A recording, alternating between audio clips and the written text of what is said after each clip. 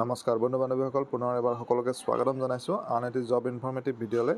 আজি আপোনালোকৰ বাবে আন এটি জব ইনফৰ্মেশ্যন লৈ আহিছোঁ। এডভাৰটাইজমেণ্টটো আহিছে আছাম ষ্টেট ডিজাষ্টাৰ মেনেজমেণ্ট অথৰিটিৰ পৰা। গতিকে কি পোষ্টৰ বাবে এডভাৰটাইজমেণ্টটো কৰিছে, কোৱালিফিকেশ্যন কি বিচাৰিছে, চেলাৰী কিমান হ'ব, কেনেকৈ এপ্লাই কৰিব, গোটেই ডিটেইলছখিনি ভিডিঅ'টিত গম পাব। ইনফৰ্মেটিভ যেন পালে ভিডিঅ'টি লাইক আৰু শ্বেয়াৰ কৰিব নাপাহৰিব। যদি চেনেলটো এতিয়ালৈ ছাবস্ক্ৰাইব কৰা নাই তেনেহ'লে আজিয়ে কৰি ল'ব। এতিয়া পলম নকৰি আমি ডিটেইল এডভাৰটাইজমেণ্টটো চাইছোঁ। এইখন অফিচিয়েল এডভাৰটাইজমেণ্টখন আপোনালোকে চাগে স্ক্ৰীণত দেখিছে। এডভাৰটাইজমেণ্টটো আহিছে আৰু ইয়াত এটা ৱাক ইন ইণ্টাৰভিউ হ'ব। ৱাক ইন ইণ্টাৰভিউটোৰ যিটো পোষ্টৰ নাম হৈছে টেকনিকেল এছিষ্টেণ্ট ইনফৰমেশ্যন টেকন'লজি, আৰু ৱাক ইন ইণ্টাৰভিউটো হ'ব অহা 27 আগষ্টত।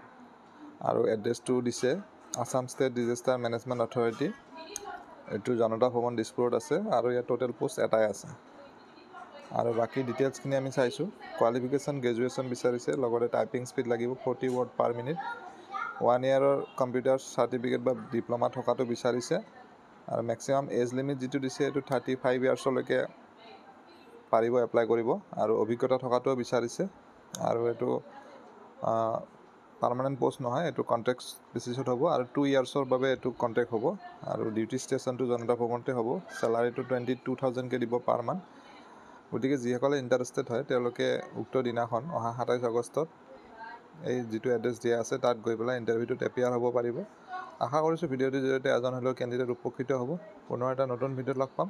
ধন্যবাদ।